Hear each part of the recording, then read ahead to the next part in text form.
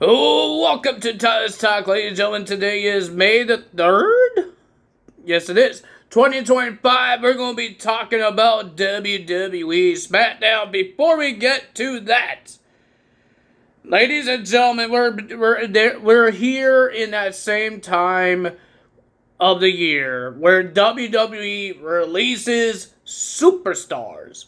And ladies and gentlemen, we had a good amount of people that got released. And it's not top guys that got released. There's like one guy and women. There's not no women that's really top here.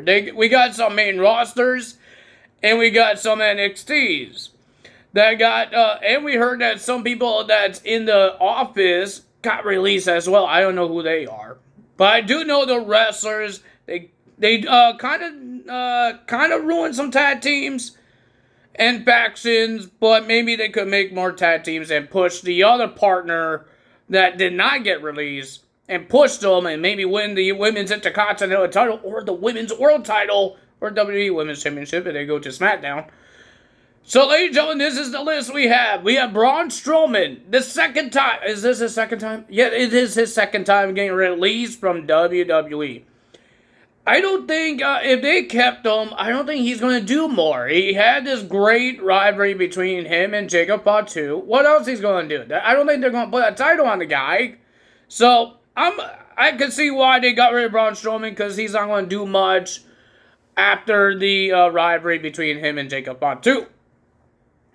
We got Shayna Baszler.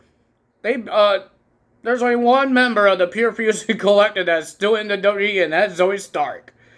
But Shayna Baszler could do some good things for other wrestling. Even GCW when they do these blood sport matches. But she was still doing that when she was part of WWE, so it doesn't really matter. But Shayna Baszler, we haven't seen her since the gauntlet match for the number one contendership to the women's tag team titles for WrestleMania. That's the last time we saw her. She never was on Raw after WrestleMania or SmackDown or NXT, anything like that. Shayna Baszler is out. Kaden Carter and Katana Chance. I'm happy that they got rid of the both and not just kept one. Because now, Kaden Carter and Katana Chance, if they want to be a tag team still, they could be a tag team like for the TNA Knockouts tag team titles. I would be happy for that. But let's see what they could do. And ladies and gentlemen, this is the most upsetting one because we thought she might win a singles title in the future. Dakota Kai. How has Dakota Kai got released? The rest of the Damage Control is still in there. This is the Damage Control I wanted. Kabuki Warriors and Io Sky. This is the one I wanted and not Dakota Kai, but I wanted her to stay in WWE and go for the singles title. But she's out of here. Cora Jade. I'm surprised with Cora Jade. She had a Knockouts Championship match. She did a lot of great things for the company. But she did get injured a lot. And this is because people don't know what they're doing. They did not renew people's contracts or people get injured too much. And what's the point of paying them if they're getting injured so many times? There's no point. They're not doing their job. They're just being injured. They're staying home and they're getting paid. So remember, it's not just you don't know it's just being fired or their contracts did not get renewed. It's like been a year and maybe some people have not 5 years in their contracts. Maybe they have 2 years and they did not renew it, or WWE did not renew it.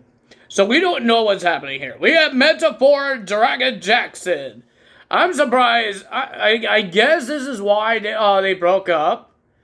Because they did not say what Jackson is doing. They said Oro Mensah is killing it at Evolve. Noam Dar is a Heritage Cup winner.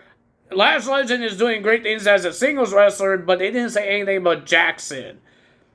But they said you should show what you could do, and I guess that's what it means, that Jackson gets released, and she could show us what she could do in different companies. So we will see what happens there. Eddie Thorpe. He's good in the ring, but I wasn't really a big fan of the guy. But he's good. Gigi Dolan. They ruined my tag team that I like. Gigi Dolan and Tatum Paxley. But Tatum Paxley and Shansi could still be a tag team. So I'm surprised they got rid of Gigi Dolan because she went for the WWE Women's Tag Team titles. They were pushing her, going for the Knockouts Tag Team titles, and they got rid of her. Well, ladies and gentlemen, we got some Evolve guys got taken on as well, and NXT. I forgot one. Javier Barnell got released as well. He was part of the Evolve. Roddy Osborne. So, the former Chase U, there's only two of them. Thea Hale and Andre Chase that's still in WWE. Roddy Osborne and Duke Hudson are gone. And the new Chase U is still alive. They're not released. So, we got Gallus. All three members of the Gallus. Wolfgate, Mark Coffey, and Joe Coffey are gone. They were part of Evolve, and now they're gone. And our last one is Oro Mensah. I'm surprised they got rid of him. He was killing it on Evolve. That's what they were saying. That they were killing. He's killing it in Evolve, and I guess they're going to get rid of him from Evolve. Remember, they have a lot of wrestlers, and now because they are working with AAA, or they bought AAA, I do not know what they're doing with AAA, but they did something with AAA, and they had to pay those guys as well, the AAA guys, and they had to pay their own wrestlers, and pay the Evolve guys, and all that stuff. You might have to get rid of some people, but I think some of these guys that they release, their contracts might be up, or might not, or it is soon to be going to be ended. That's what I'm trying to say. Unbreakable on TNA, they announced that Trick Williams will be in a tag team match against Joe Hendry and Elijah to team up with Frankie Kazarian. Robert Stone is now the new authority of TNA? Isn't he part of the NXT assistant general manager? He has a lot of jobs, that guy. And he's teaming up with Alicia Fox. I forgot, Victoria Clufford, I think her name is. And she will be going for the Knockouts Championship against Masha Slamovich. Robert Stone gave her a title shot, and Cody Deaner will go one-on-one with Eddie Edwards. His contract was supposed to be expired. Supposed to be gone. But he's having a match at Unbreakable.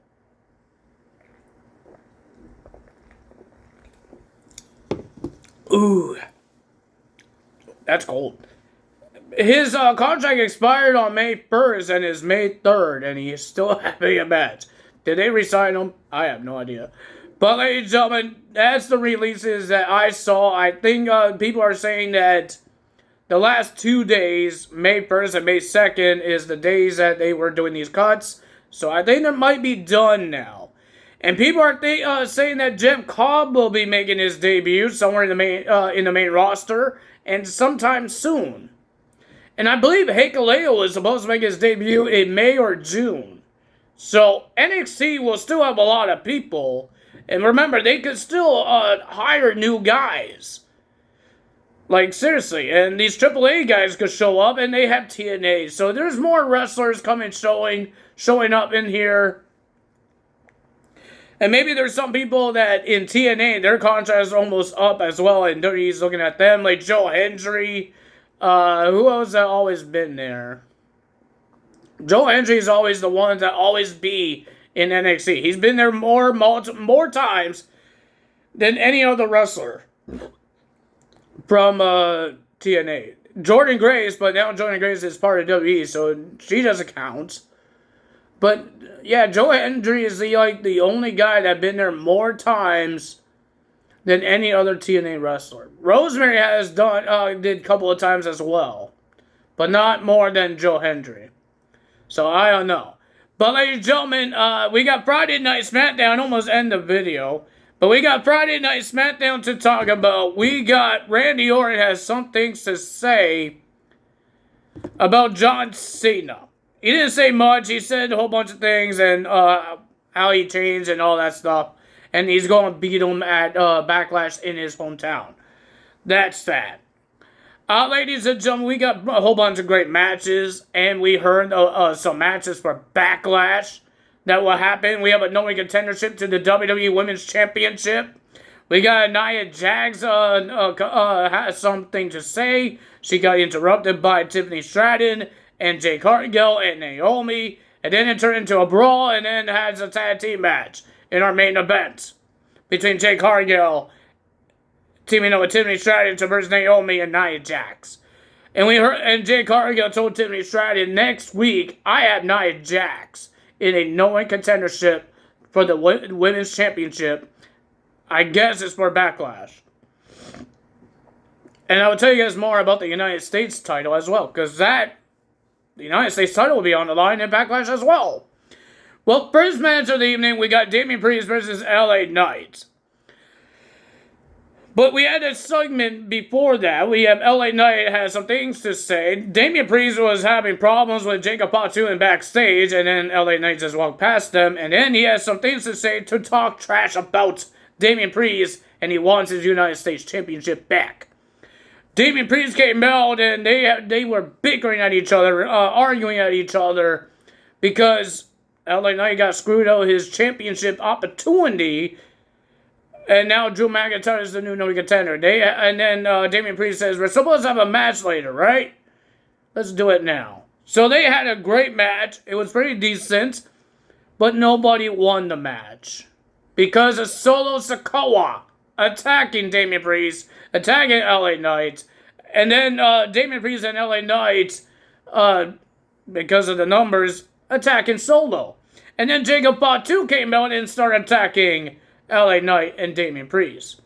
But in the office of Nick Aldis, he told Jacob Fatu, because you guys attack Drew McIntyre and LA Knight, and there was no one contender, well, Drew was supposed to be the no-win contender, so Nick Aldis says, I'm going to put you in the triple threat match for the United States title in Backlash. But Solo opened his big mouth and he says, Drew McIntyre is the no-win contender. The triple threat was supposed to be Damian Priest, LA Knight, and Jacob Fatu, but Solo opened his mouth, and he said that Drew McIntyre is the no-win contender. Drew's supposed to face Jacob Fatu. So Nick Aldis says, screw the triple threat. Who cares about the triple threat? Let's make it a fatal four-way. Drew McIntyre, Damian Priest, LA Knight, and Jacob Fatu. And Solo is told Nick Aldis, you're just trying to screw Jacob Fatu. Nick Aldis says, I'm not. You are. Because he's the one making all the disqualifications, attacking everybody, and he's the one brought up Drew McIntyre when it was supposed to be a triple threat. But Jacob Fatu accepted the match. I don't think he has a choice, but he says, let's do it at 100. What does that mean? 100. Next match of the evening, we got Fraxium versus Pretty Deadly Axiom and Nathan Frazier. I thought it was a pretty decent match. I love this team, man. I would love to see them face Motor City Machine Guns, the Street Profits. There's a lot of tag teams I would love to see. I like to see the Cruiserweight tag teams to face each other. This match was pretty okay. But I would love to see Motor City Machine Guns. I would like to see the Street Profits facing them. I'd like to see DIY facing them. There's a lot of teams I would love to see to fight them. Even the Lucha Bros. Please bring that. Man, I don't want to wait for a year. I want to do it now. When is the draft? Put Rey Fenix on Raw or put Penta on SmackDown and make the Lucha Bros. Penta mentioned the Lucha Bros. Bring them. Please. I want them. And do something with the women's tag team division. You're getting rid of all the women's tag team division with their releases. They got rid of Katana Chance and Kaden Carter. They got rid of Shayna Baszler. Zoe doesn't have a tag team partner anymore. Maybe Julia and Roxanne could be called up and be a tag team and go for the women's tag team championships. I have no idea. Something needs to be done for those women's tag team titles. Mostly, when they do these releases, they screw the women's tag team division, not the men's. It's always the women's. It's always the women's. Even on NXT. Like, why you get rid of Gigi Dolan? Oh, man. But ladies and gentlemen, the winner of that match was Spraxium getting the win. Congrats to them for the second win in SmackDown. And then we have Aleister Black versus The Miz. It was a pretty decent match. Miz was doing great with Aleister Black. Aleister Black was doing great as well. He did amazing reversal for the Skull Crush finale. He did a cartwheel. When he was about to get his head smashed, right before that, he did a cartwheel. But the winner of that match was Aleister Black. And then he had to stare down with Carmelo Hayes, and that could be his next opponent. We have Zelina Vega versus Piper Niven. Chelsea Green threatened to sue Nick Aldis, and she says, we could forget the suing, you give me a rematch. But Mr. Nick Aldis says, I already made a match for Zelina Vega versus Piper Niven. If she wins, she could have a future shot at the Women's United States title. It was an okay match. The winner of that match was Zelina Vega. We have a luchador. We have a Lucha Underground rematch. I think these guys face each other in Lucha Underground. Rey Fénix versus King Cueto Santos Escobar in a luchador match, and ladies and gentlemen, I enjoyed it. The winner of that match was Rey Fénix, of course, because Rey he's still new. I love this guy. The high flying that this guy does is amazing. I love it. Rey Fénix gets the win, but in the backstage, Santos is yelling at La Garza because they weren't there to help him. But Andrade told Santos, you don't care about La Garza. He's yelling at them, he's pushing, grabbing their shirts, and all that stuff. Angel and Berto needs to think of something.